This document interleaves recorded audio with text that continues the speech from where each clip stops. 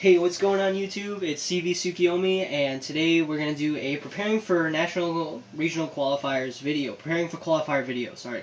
I'm going to start doing decks now because people have been requesting it, and I will do it. So basically, the preparing for qualifier vid today is on Narukami's. Is it the deck to play, and what should you fear about the deck in qualifiers? Now, answering the first question. Is it a deck that can compete, or is it a deck you can play basically in a competitive setting? My answer is yes. I think you can play Narukami's in a competitive setting. Why?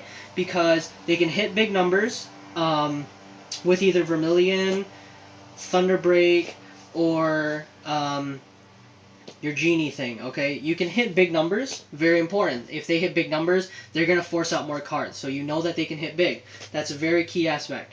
What else makes them a lethal, or what else makes them kind of dangerous?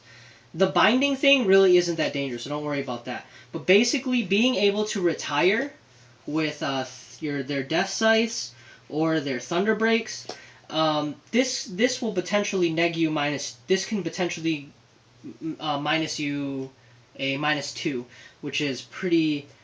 Which is not. It doesn't seem like it's a lot, but it is. It can be in the later stages of the game. And not only can they neg you with these retiring cards, they can also neg you pretty hard with Vermillion Keizer. Vermillion Keizer basically will allow them to neg you 4 to 5. If you have the perfect guard, it's probably only going to neg you 4 cards. But if you don't have the perfect guard, you might have to end up dropping 5 cards. So it's pretty lethal. Some people might tell you that it's actually not that big of a deal, but it actually can be, because going -4 or -5 in one turn is pretty bad. It's pretty bad against you. You don't want to, because basically what this card does is it breaks your field. It's going to be very dangerous. This is the card to look out for in Narukami's. You have to expect this. If you go to a competitive event, you have to expect people playing Vermillion Keizer, because this card's basically the staple in Narukami's. Like, it's a very, very good card. It's very aggressive. It's also an 11, which can be very crucial in a lot of situations, because a lot of decks, if they can't hit past 21, then it's going to be hard for them to really neg you very hard. But at the same time, this deck will neg them very hard. So very important. So watch out for this deck. It's going to neg you quite a bit. Now, other things that make the deck competitive.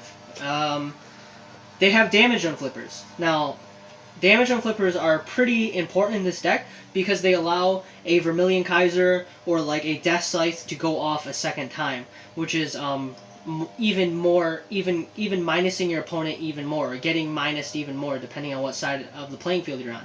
So you have to look out for that. This deck, if at the end of the day it can resolve a lot of effects, you will lose, because negging you like every turn is really good. What else to talk about? That's going to be a threat. They can hit big numbers with their Photon Bomber Wyvern. Photon Bomber Wyvern basically goes up to 10,000 if you have 3 or more damage.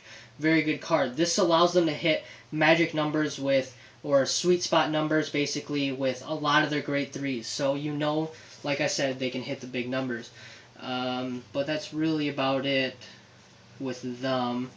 What else? Basically, this is something else that's going to appeal to a lot of people.